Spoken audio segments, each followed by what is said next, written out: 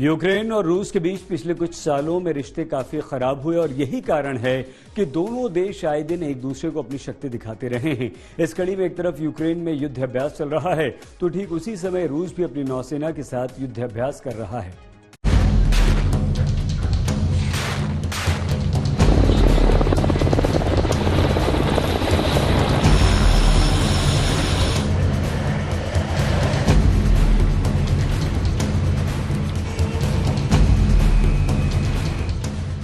युद्ध अभ्यास की ये तस्वीरें एक दूसरे के पड़ोसी उन दो देशों की है जो आज एक दूसरे के कट्टर दुश्मन माने जाते हैं।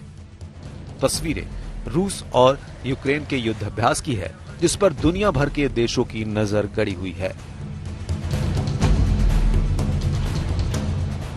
ब्लैक सी में चल रहे रूसी युद्ध अभ्यास से महज 450 किलोमीटर की दूरी पर यूक्रेन में भी एक युद्धाभ्यास चल रहा है जिसमें यूक्रेन और नाटो देश मिलकर अभ्यास कर रहे हैं। इसमें नाटो देशों के 5000 सैनिक, 30 नौसैनिक जहाज, 40 वायुसेना के जहाजों की भारी भरकम फौज अपनी ताकत नुमाइश कर रही है।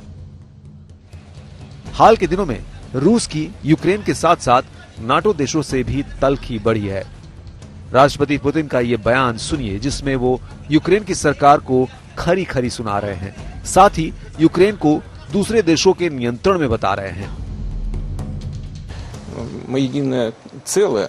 Вот руководство Украины, сегодняшнее руководство сегодняшней Украины явно недружественное к нам. Это совершенно очевидное дело.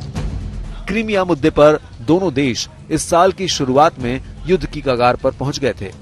दरअसल रूस ने 2014 में यूक्रेन का हिस्सा रहे क्रीमिया को अपने देश का हिस्सा बताते हुए कब्जा कर लिया था, जिसके बाद से ही दोनों देशों के रिश्तों में कड़वाहट बढ़ी थी। यही वो वजह है कि दोनों देश रह रहकर अपने मित्र देशों के साथ मिलकर युद्धाभ्यास करते रहे हैं। यूक्रेन में चल रहे इस युद्धाभ्यास में नाटो समूह के 30 देश हिस्सा ले रहे हैं।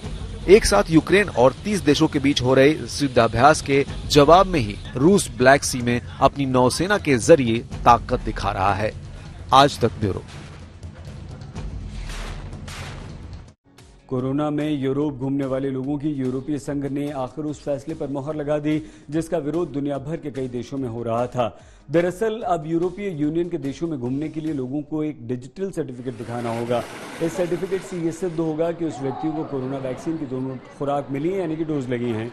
ऐसे में अब उन्हीं लोगों को यूरोप घूमने की इजाजत दी जाएगी जिनके पास ये सर्टिफिकेट मौजूद होगा। फ्रांस की राजधानी पेरिस से इस प्रोग्राम की शुरुआत हुई। बताया जा रहा है कि सर्टिफिकेट की मान्यता न सिर्फ यूरोपीय संघ के देशों में होगी बल्कि उन यूरोपीय देशों में भी होगी जो यूरोपीय संघ का हिस्सा नहीं है।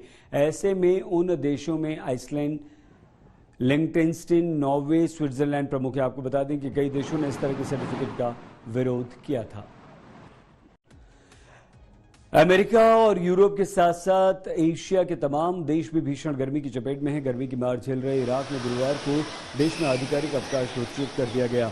आपको बता दें कि बगदाद और अन्य शहरों में तापमान लगातार बढ़ रहा है।